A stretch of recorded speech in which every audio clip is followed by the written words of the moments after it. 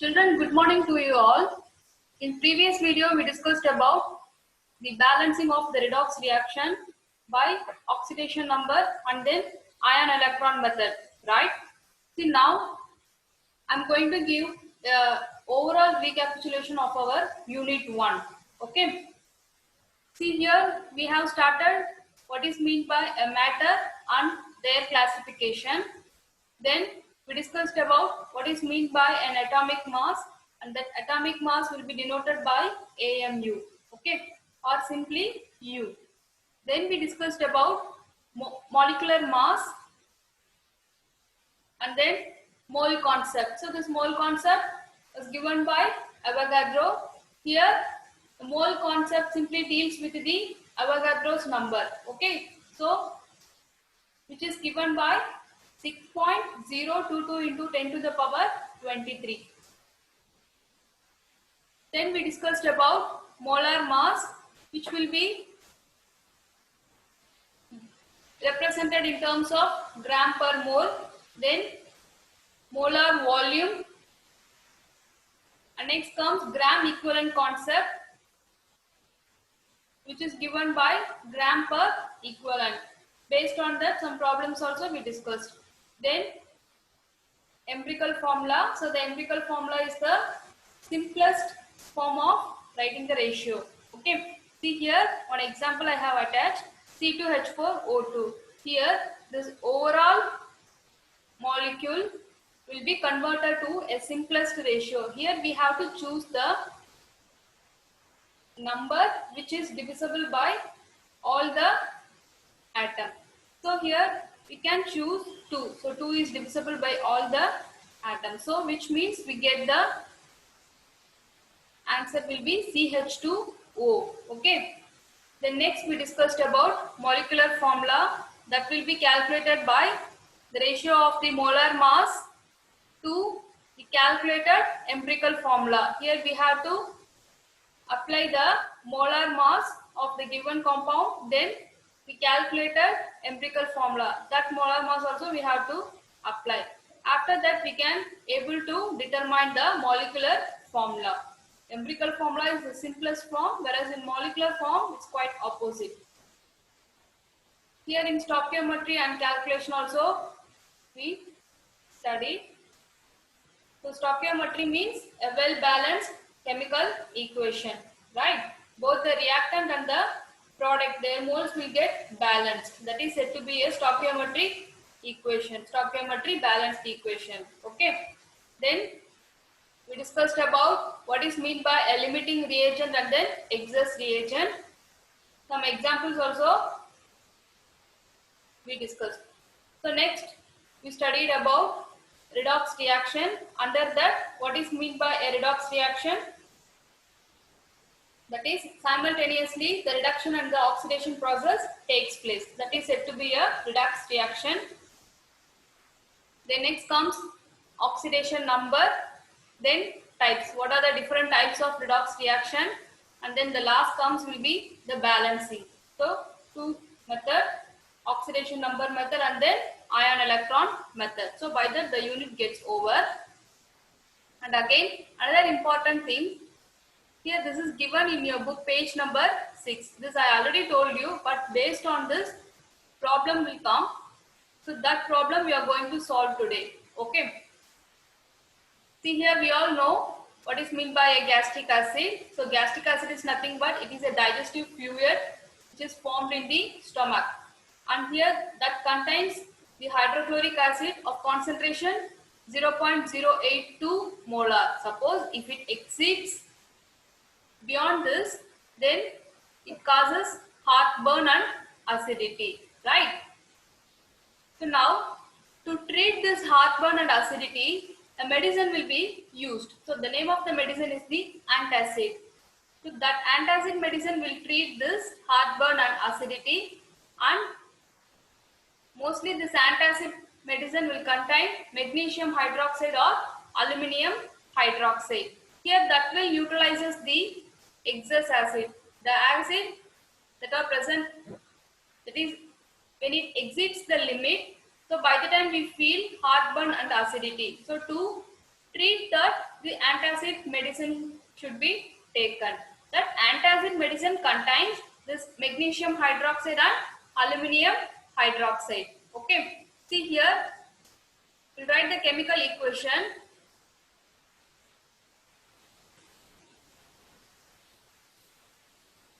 See here, the HCl on neutralization with the aluminium hydroxide. We all know the presence of H plus indicates the acid and OH minus base. So to neutralize both the acid and base, we have to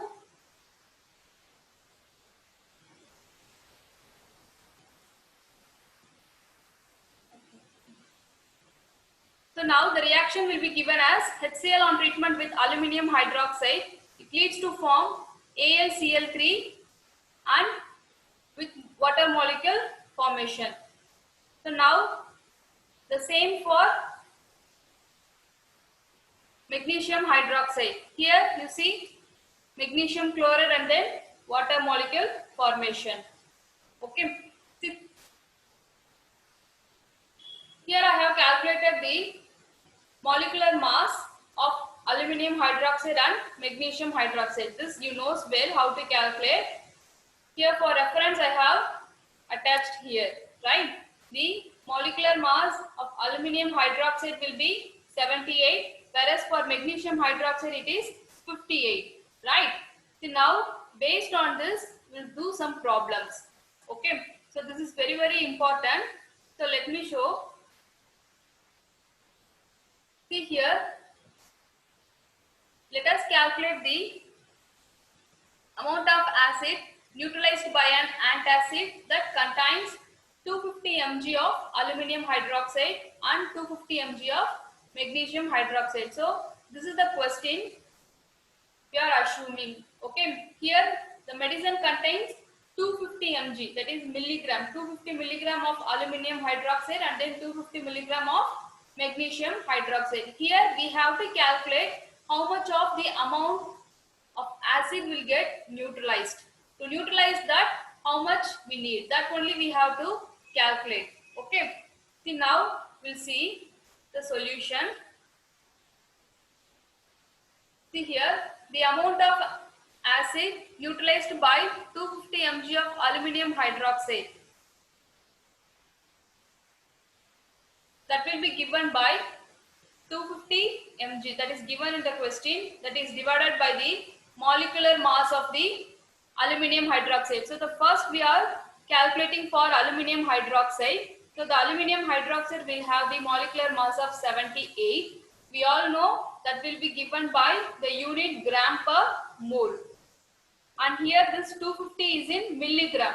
Okay. So to convert this milligram to gram, because we have to write the answer in gram. Here in the question they have given amount. So amount will be expressed in terms of gram or kilogram. Here we have to choose gram. That is the convenient one. So now to convert this we have to divide it by 1000. So which means we get the answer 0.0032. Okay. See here in aluminium hydroxide we have 3 moles of OH minus. So which means, see here, 3 moles of OH minus. So now on multiplying this with 3, we get 0.0096 moles of OH minus. Right? You understood how it comes? Okay. See now we'll move on to the calculation of the magnesium hydroxide. Here also the same step, 250 mg, that is divided by the molecular mass of magnesium hydroxide into 1000. To convert this milligram to gram, we have to divide it by 1000. So which means we get the answer 0.0043, right? Here you see the magnesium hydroxide in this. There are 2 moles of OH minus. So which means we have to multiply this with 2. So now the answer will be 0.0086 moles of OH minus. See now we have calculated for magnesium hydroxide and then aluminum hydroxide. For both the base we have calculated the amount. So now we have to calculate the overall amount of acid neutralized. So now which will be given by, that is the total number of moles of OH minus ion from one tablet, because the tablet contains both the magnesium hydroxide and then aluminum hydroxide. So now we have to add the amount of acid neutralized by aluminum hydroxide and magnesium hydroxide, and adding both this we get the answer 0.0182, right? So now when it exceeds this 0.1 mole beyond this range, then to correct that we get the final answer will be, that is we have to subtract, we get the final answer, so which means 0.082 molar. So based on this, problem is very important. Okay, see now next we'll move on to hemoglobin and oxygen transport. Actually this is given in your book page number 19. This is also important for 2 mark question or 1 word. Okay, see now we'll see how this biochemical reaction takes place in our body. So let us consider, we all know the oxygen that is present in air that leads to rusting of ion. Yes, if we keep the ion open in the atmosphere, then what happens by the reaction with moisture and oxygen, it will get converted to a rusting. That is simply the formation of Fe3 plus ion. See now, it will get converted to Fe2 plus to Fe3 plus. This is usually happening. It's a chemical reaction, right? But we all know our body also contains hemoglobin, which has ion, the presence of ion, that is simply Fe2 plus. But that never gets rusted. It never gets oxidized to Fe3 plus. Do you know why? See now, let us see the reason. That is, what is the reason why this is not converted to Fe3 plus and why the rusting does not take place here. Okay, see, that is nothing but that is because of the structural features of the hemoglobin that is present in our body, right? So their structure is responsible for the rusting not to happen. Okay, see here, this is the structure of the hemoglobin molecule. This is the detailed structure, that is the chemistry behind this question. Okay, see here, this hemoglobin molecule will have alpha chain and then beta chain, and a heme group is attached, and in the center place ion, the presence of Fe2 plus ion are there. See here, there are 4 subunits, each with a porphyrin ring. Okay, see the porphyrin ring is nothing but that is the heme group that is attached to the protein molecule. So this is the protein molecule. Okay, so now next will be the Fe2 plus ion, which will forms a coordination complex. So now we will see what is meant by a coordination complex. See, let me attach one example here for your understanding. Here a coordination complex is nothing but it will have a central metal atom or ion that is attached to a ligand. Here this Fe is said to be a central metal atom or ion. To this Cn is nothing but cyanide. How many moles? 6. Okay, so now this Cn is said to be a ligand. So this ligand is attached to the central metal atom or ion, and this central metal atom will get bounded to the ligand. Okay, when both the central metal atom and the ligand are enclosed in a square bracket, it is said to be a coordination complex. Okay, so the coordination complex means it will have this kind of structure. Okay, see here, in this hemoglobin structure, you see the Fe2 plus ion that is bounded to the porphyrin ring. Okay, see now the fourth position of the octahedron. So octahedron means their structure will be like this. So this is the structure of a octahedron. Okay. So now this globin molecule along with this heme group, they will attach in a form of a octahedron position. Okay. Here that will be occupied by the porphyrin ring. So now the fifth position is filled by the imidazole ring. So imidazole means their structure will be like this. So here this is said to be the imidazole ring.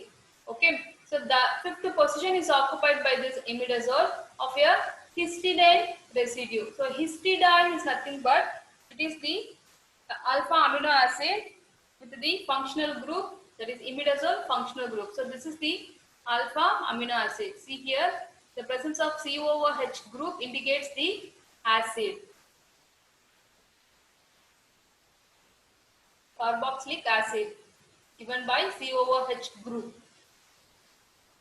So now the sixth position is utilized for binding the oxygen molecule. Here the sixth position is attached to the oxygen molecule. That is, we are inhaling oxygen, right?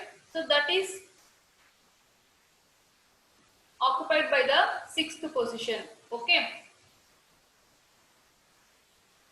So now here the Fe2 plus ion in the hemoglobin is surrounded by the globin protein. So the globin protein is the heme group, right? See here, the protein globin, the heme group along with this protein. So this is the heme group and this is the protein globin. These are all the porphyrin ring. This is the imidazole group, and now the sixth position is available for oxygen molecule, right? See here, in this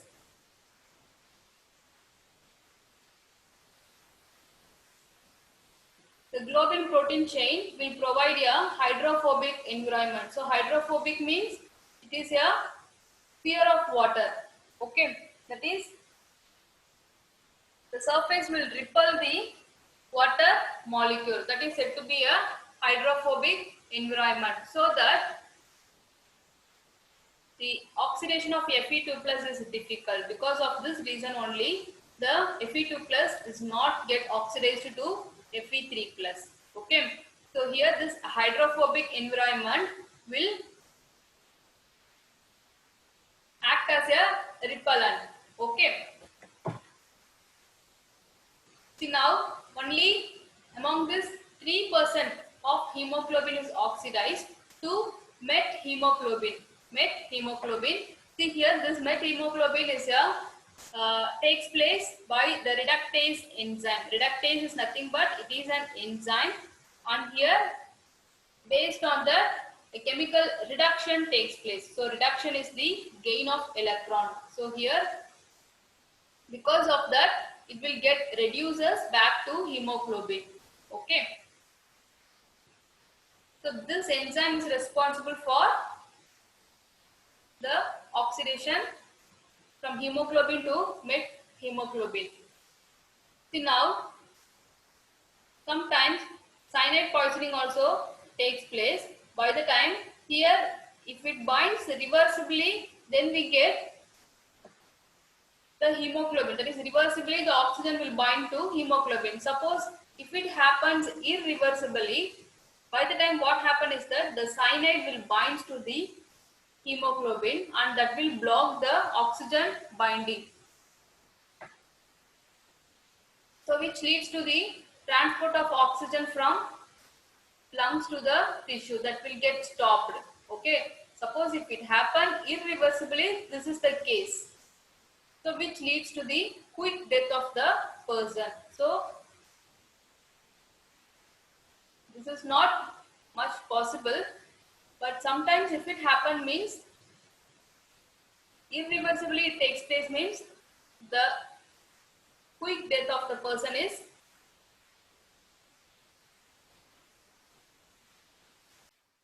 will happen. So by this our unit 1 will get over. We have completed our unit 1, the basic concepts of chemical calculation. Okay, so that unit will get over. So in next video we'll discuss about the book back questions. Okay.